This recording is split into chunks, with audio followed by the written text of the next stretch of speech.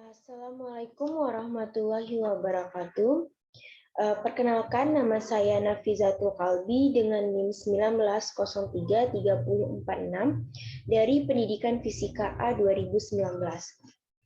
Baik, pada mata kuliah strategi pembelajaran fisika kali ini, saya akan mempresentasikan mengenai draft kegiatan rencana pembelajaran yang mana pada tugas kali ini saya mengambil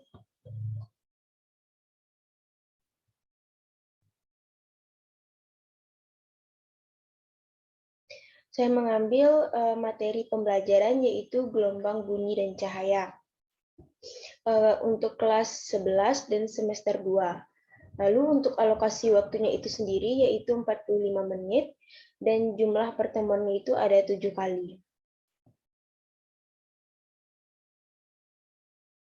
Baik, saya akan menjelaskan mengenai kompetensi inti dari gelombang bunyi dan cahaya, yaitu yang pertama, untuk KI 1, itu kompetensi sikap, spiritual, peserta didik adalah menghayati dan mengamalkan ajaran agama yang dianutnya. Lalu untuk KI 2, itu kompetensi sikap sosial peserta didik, menunjukkan perilaku jujur, disiplin, tanggung jawab, peduli, atau gotong royong, kerjasama, toleran, damai. Lalu santun, responsif, dan proaktif. Sebagai bagian dari solusi atas berbagai permasalahan dalam berinteraksi secara efektif dengan lingkungan sosial dan alam, serta menempatkan diri sebagai cerminan bangsa dalam pergaulan dunia. Nah, untuk KI 3 itu memahami, menerapkan, menganalisis pengetahuan faktual, konseptual, prosedural, berdasarkan rasa keingintahuannya tentang ilmu pengetahuan, teknologi, seni, budaya, dan humaniora dengan wawasan kemanusiaan, kebangsaan, kenegaraan, dan peradaban terkait fenomena dan kejadian serta menerapkan pengetahuan prosedural pada bidang kajian yang spesifik sesuai dengan bakat dan minatnya untuk memecahkan masalah. Lalu untuk KI 4 itu sendiri adalah mengolah, menalar, dan menyaji dalam ranah konkret dan ranah abstrak terkait dengan pengembangan dari yang dipelajarinya di sekolah secara mandiri dan mampu menggunakan metode sesuai kaidah keilmuan. Lalu selanjutnya yaitu mengenai kompetensi dasar dan indikator pencapaian kompetensi atau IPK. Nah, untuk kompetensi dasar dari gelombang bunyi dan cahaya ini sendiri adalah yaitu 3.10 menerapkan konsep dan prinsip gelombang bunyi dan cahaya. Nah, untuk indikatornya itu sendiri yaitu ada yang pertama 3.1.1 yaitu menyebutkan pengertian gelombang bunyi dan cahaya. Lalu untuk indikator 3.1.2 itu menjelaskan karakteristik gelombang bunyi. Lalu 3.1.3 yaitu menjelaskan azas Doppler dalam gelombang bunyi. Dan 3.1.4 yaitu menerapkan teknologi LCD dan LED, menerapkan konsep dan prinsip gelombang bunyi dan teknologi itu sendiri. Lalu selanjutnya yaitu untuk KD 4.10 itu melakukan percobaan tentang gelombang bunyi atau cahaya. Berikut presentasi hasil percobaan dan makna fisisnya, misalnya pada senometer dan kisi difraksi. Lalu untuk indikatornya itu sendiri ya adalah 3.1.6 melakukan percobaan tentang senometer dan kisi difraksi. Lalu 3.1.7 adalah mempresentasikan hasil percobaan tentang senometer dan kisi-kisi difraksi. Nah, selanjutnya yaitu tujuan pembelajaran. Untuk tujuan pembelajaran pada KD 3.10 ini, pada mata materi gelombang bunyi dan cahaya, itu ada beberapa yang diharapkan siswa tersebut mampu. Yang pertama, itu memahami penggunaan gelombang sonar di laut, bunyi dan permasalahannya, karakteristik cahaya, difraksi, dan interferensi. Lalu yang kedua itu menjelaskan tentang cepat lambat bunyi azas Doppler. Lalu yang ketiga, menjelaskan tentang intensitas bunyi, difraksi kisi, dan interferensi. Lalu selanjutnya melakukan percobaan untuk menyelidiki fenomena dawai dan pipa organa, menyelidiki pola difraksi dan interferensi. Dan yang terakhir yaitu mempresentasikan hasil diskusi tentang cepat lambat bunyi, azas Doppler, intensitas bunyi dawai, pipa organa, difraksi kisi, dan interferensi. Baik, itulah tadi tujuan pembelajarannya. Selanjutnya yaitu mengenai materi pembelajaran.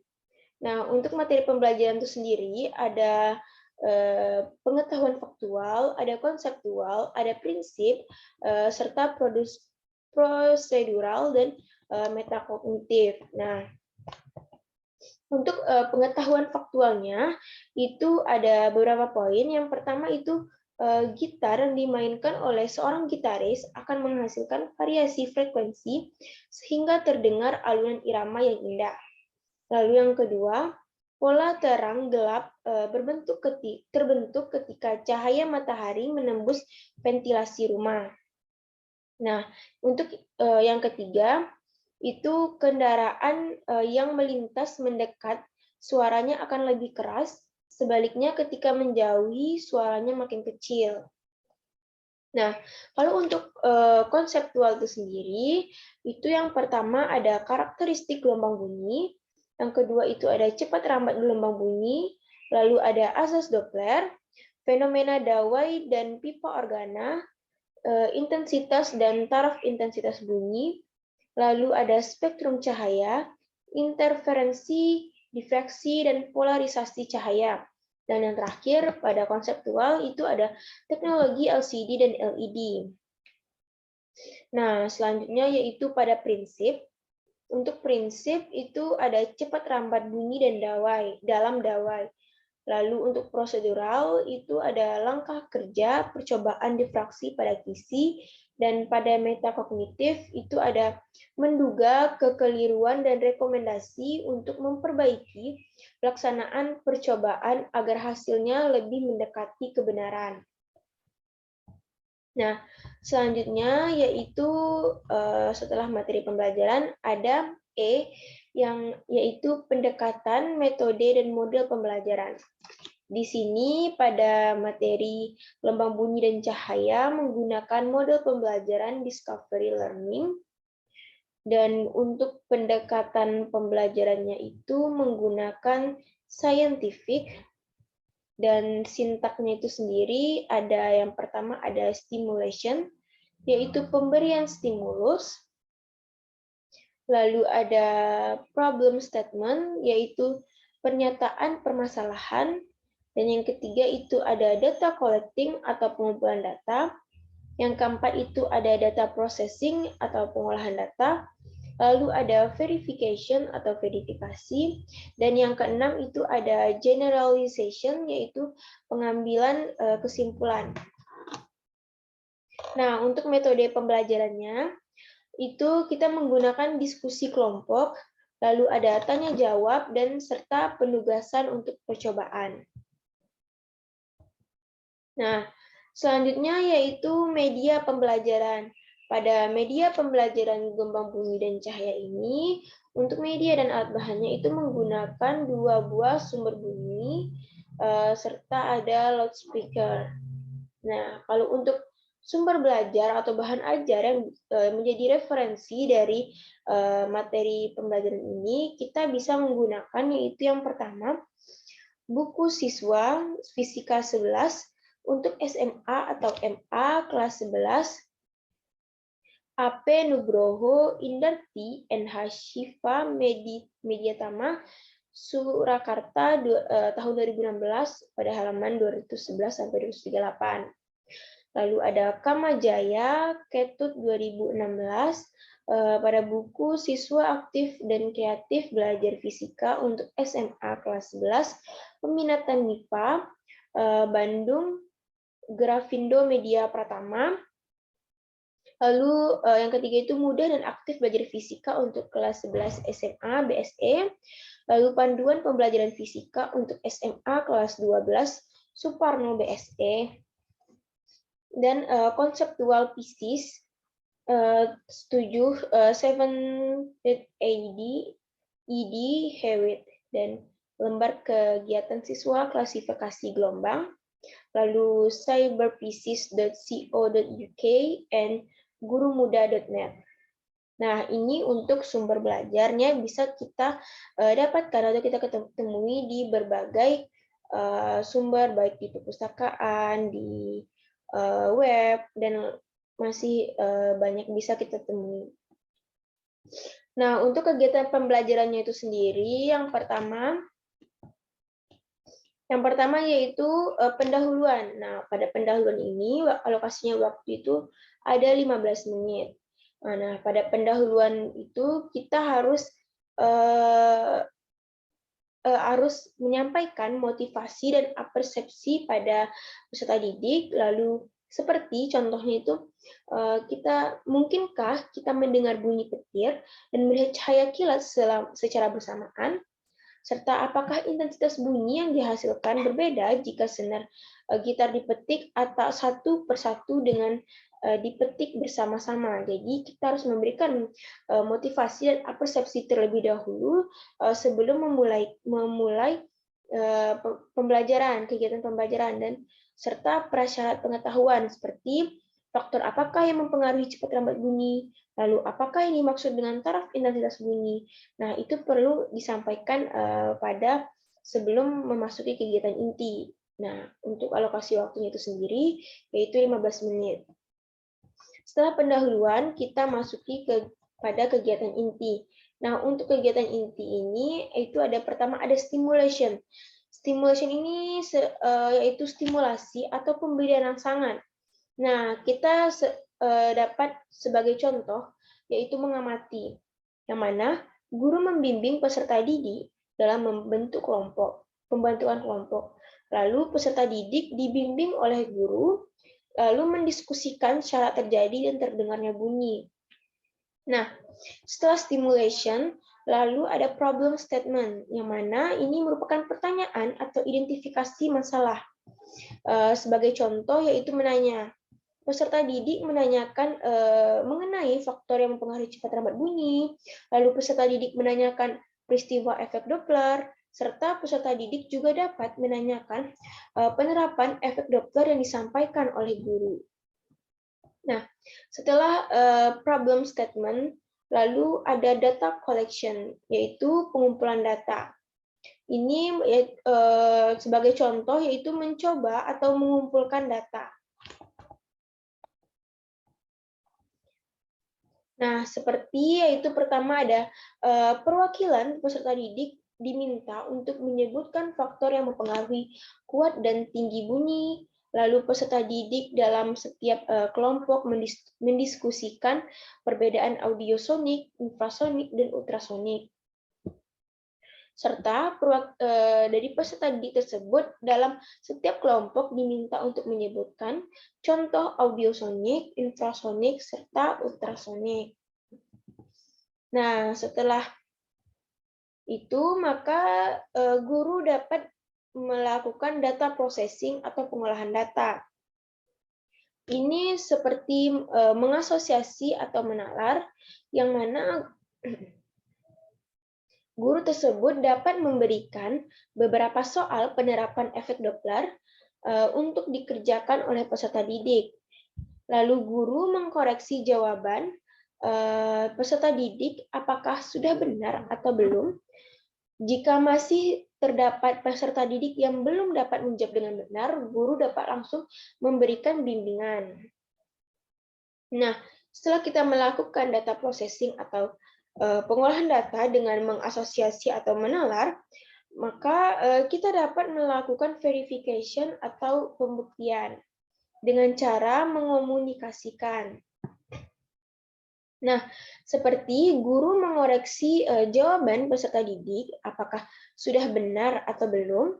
Jika masih terdapat peserta didik yang belum dapat menjawab dengan benar, guru dapat langsung memberikan bimbingan. Lalu peserta didik mempresentasikan hasil diskusi kelompok secara klasikal. Dan guru menanggapi hasil diskusi kelompok peserta didik dan memberikan informasi yang sebenarnya.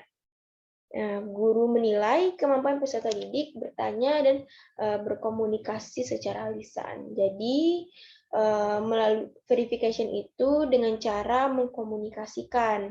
Dan guru juga dapat menilai kemampuan peserta didik itu melalui bertanya dan berkomunikasi secara lisan.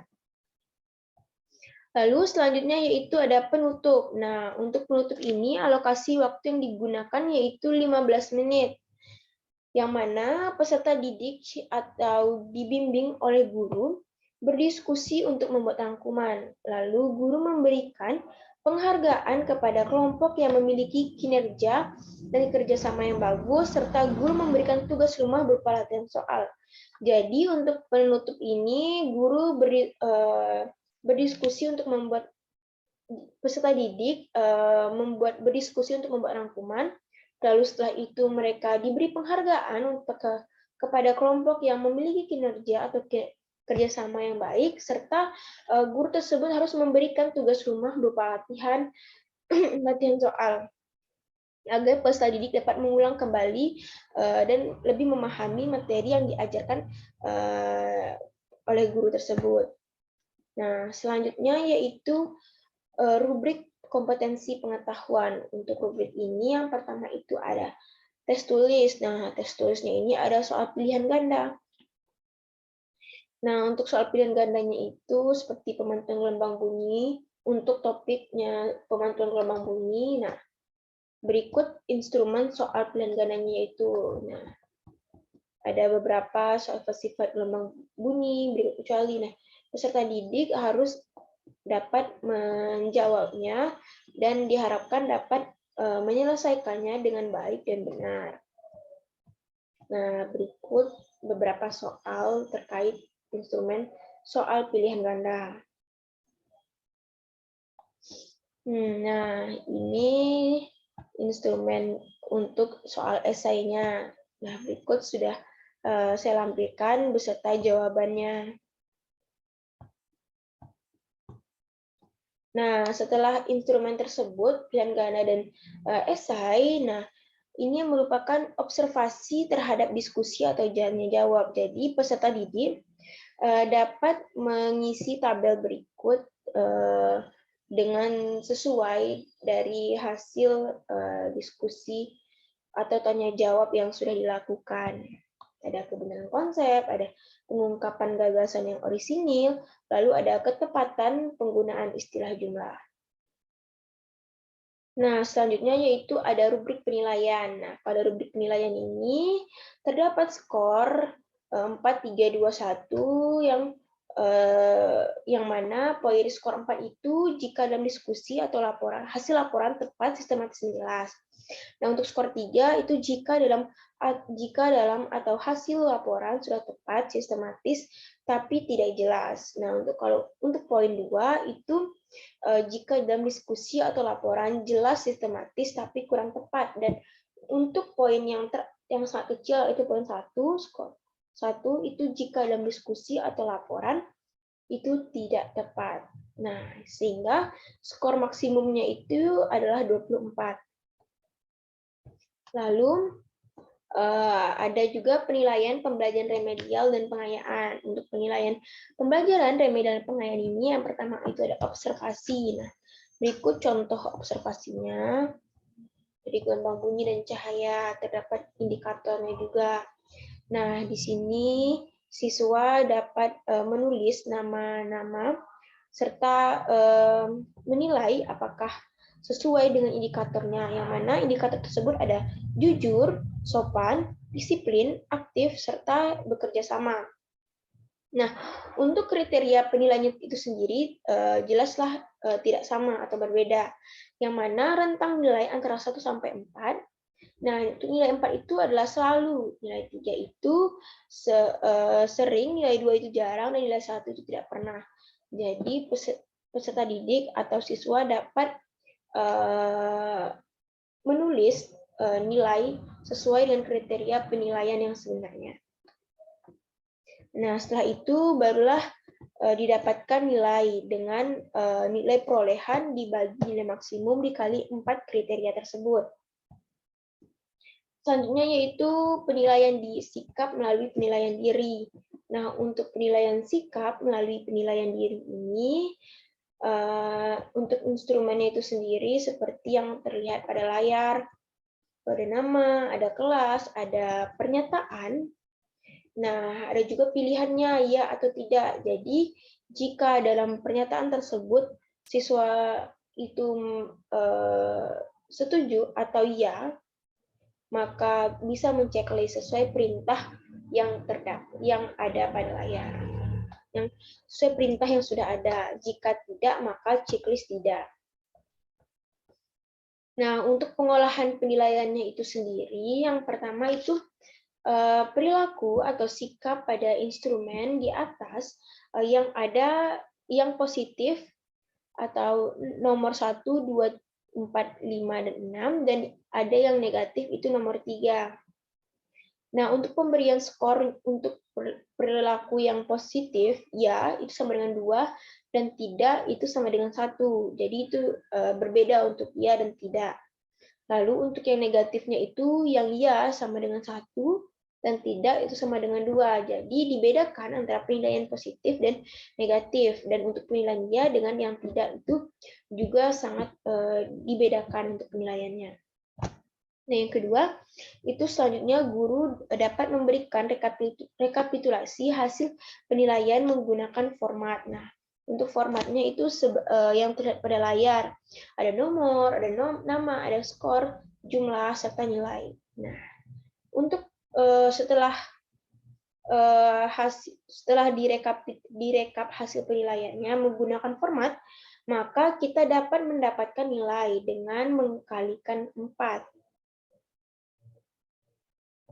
Baik, selanjutnya yaitu ada penilaian antar peserta didik. Untuk penilaian antar peserta didik ini seperti yang terlihat pada layar, untuk instrumennya itu sendiri yaitu ada topik atau subtopik, ada tanggal penilaian, ada tema, nama teman yang dinilai, serta nama penilaian itu.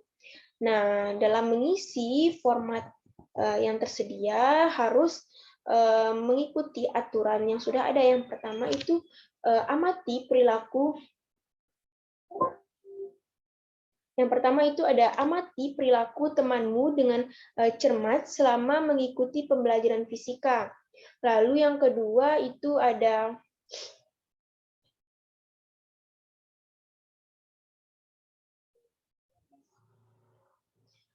baik, saya lanjutkan. Yang kedua itu berikan labang centang atau checklist pada kolom yang disediakan. Nah, berdasarkan hasil pengamatan penilai tersebut. Nah, yang ketiga itu serahkan hasil pengamatanmu kepada gurumu. Jadi berikut aturan-aturan yang harus dilakukan oleh peserta didik. Nah, jika pernyataan tersebut sesuai pada poin 4, 3, atau 2, atau 1, maka mereka dapat melakukan centang atau checklist. Nah, selanjutnya, itu kalau untuk aspek 4 itu sangat baik, 3 itu baik, 2 cukup, 1 itu kurang. Nah, selanjutnya itu adalah penilaian sikap melalui jurnal. Nah, untuk penilaian sikap melalui jurnal ini, untuk instrumennya, itu ada seperti ada nama, ada kelas, ada aspek. Nah, tentu untuk tabelnya itu sendiri ada nomor, ada hari tanggal, kejadian, serta keterangan tidak lanjut. Jadi peserta didik dapat mengisi format tersebut dengan nilai atau skala. Kalau SB itu sangat baik, B itu baik, C cukup, dan K itu kurang. Lalu untuk instrumen penilaian kompetensi pengetahuan, tes tulis itu ada yang pertama ada soal pilihan ganda. Kalau untuk penilaiannya pada pilihan ganda, itu seperti yang terlihat pada layar, itu maka ada juga melalui tes tulis, dan kalau pada soal pilihan esai juga seperti itu. Nah, sekian penjelasan atau presentasi dari saya mengenai draft kegiatan rencana pembelajaran pada mata kuliah strategi pembelajaran fisika, yang mana saya mempresentasikan pada KD 3.10, yaitu gelombang bunyi dan cahaya, untuk kelas 11 semester 2. Sekian penjelasan dari saya. Saya mohon maaf yang sebesar-besarnya jika terdapat salah pengucapan atau salah dalam menyampaikan. Saya mohon maaf yang sebesar-besarnya. Kepada Allah saya mohon ampun. Saya akhiri dengan wabillahi taufik wal hidayah. Wassalamualaikum warahmatullahi wabarakatuh.